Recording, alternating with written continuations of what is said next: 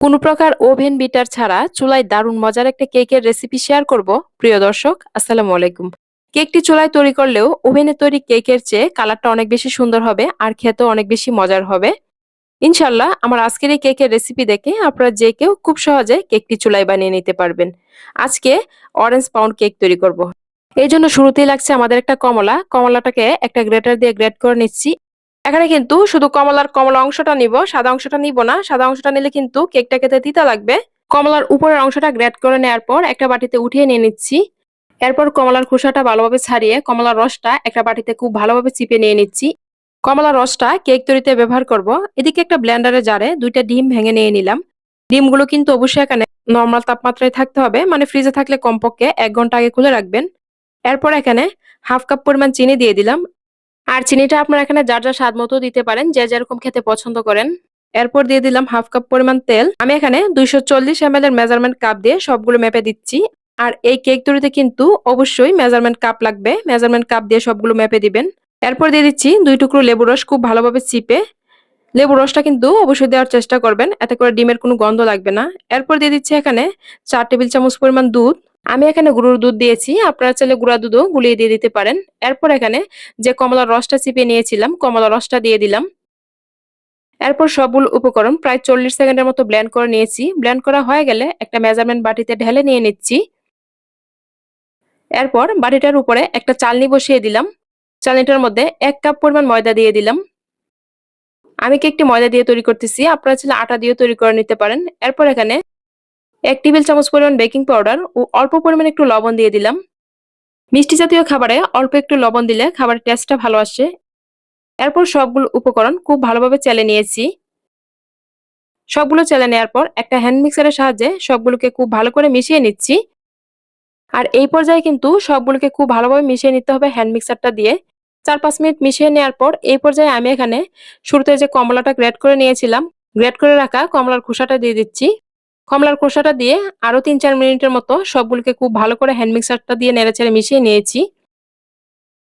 তো আমাদের কেক তৈরির ব্যাটারটা একদম তৈরি করা হয়ে গেছে। এরপর আমরা কেক তৈরি করে নেওয়ার জন্য একটা মোল্ড নিয়ে নিলাম। মোল্ডটার মধ্যে প্রথমে অল্প পরিমাণে একটু সয়াবিন তেল দিয়ে দিলাম। তেলটা দেওয়ার পর একটা টিস্যুর সাহায্যে মোল্ডের গায়ে তেলটা খুব ভালোভাবে ছড়িয়ে নিয়ে নিলাম। এরপর একটা সাদা কাগজ গোল করে কেটে নিয়েছি। সাদা কাগজটা মোল্ডের গায়ে বসিয়ে দিলাম। কাগজটার উপরে অল্প পরিমাণে একটু তেল দিয়ে একটা টিস্যুর সাহায্যে খুব ভালোভাবে মিশিয়ে নিচ্ছি। তেলটা এইভাবে লাগিয়ে নিলে কিন্তু কেকটা আর মোল্ডের গায়ে লেগে যাবে না। এরপর আমরা কেকের ব্যাটারটা উপর দিক থেকে ঢেলে দিয়ে দিলাম। এখানে কিন্তু একটু ব্যাটার নষ্ট করা যাবে না, সবটা ব্যাটার মুছে মুছে দিয়ে দিতে হবে। তো কেকের সবটা ব্যাটার মুছে মুছে দেওয়া হয়ে গেছে। এরপর আমরা মোল্ডটাকে কয়েকবার ট্যাপ করে নিলাম। এদিকে আমি চুলায় আগে একটা পাতিল বসিয়ে ফ্রি হিট করে নিয়েছি। পাতিলটার উপরে পাতিল রাখার যে স্ট্যান্ড গুলো থাকে, একটা স্ট্যান্ড বসিয়ে দিলাম। স্ট্যান্ডটার উপরে কেকের মোল্ডটা বসিয়ে দিলাম। এরপর একটা সিলভারের ঢাকনা দিয়ে ঢেকে দিলাম। এই কেক তৈরিতে কিন্তু অবশ্যই সিলভারের ঢাকনাটা ব্যবহার করবেন।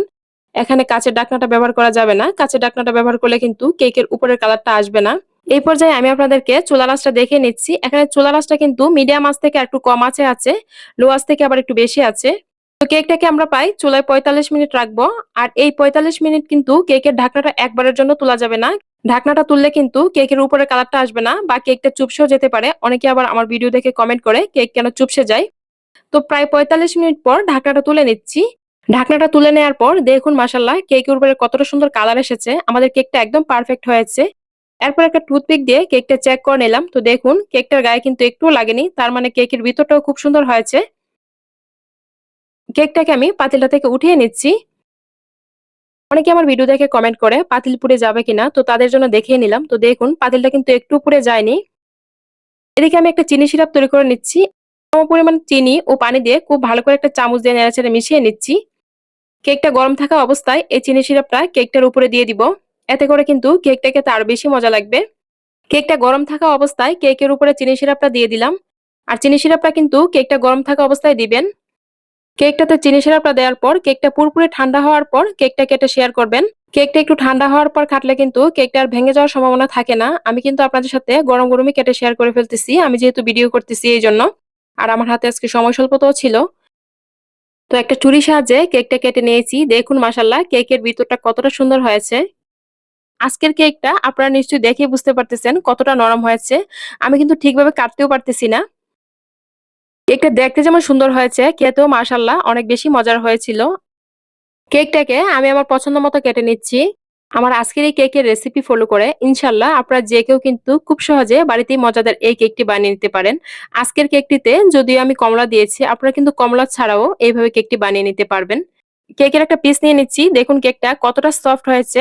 আজকের কেকের রেসিপি কেমন হয়েছে কমেন্ট করে জানাতে ভুলবেন না। আর এরকম সহজে মজার কেকের রেসিপি পেতে আমার ইউটিউব চ্যানেল সাবস্ক্রাইব করার অনুরোধ রইল। যারা ফেসবুক থেকে দেখছেন প্লিজ পেজটাতে একটা লাইক ও ফলো দিয়ে দিবেন। ভিডিওটি এখানেই শেষ করব। সবাই ভালো থাকবেন। আল্লাহ হাফেজ।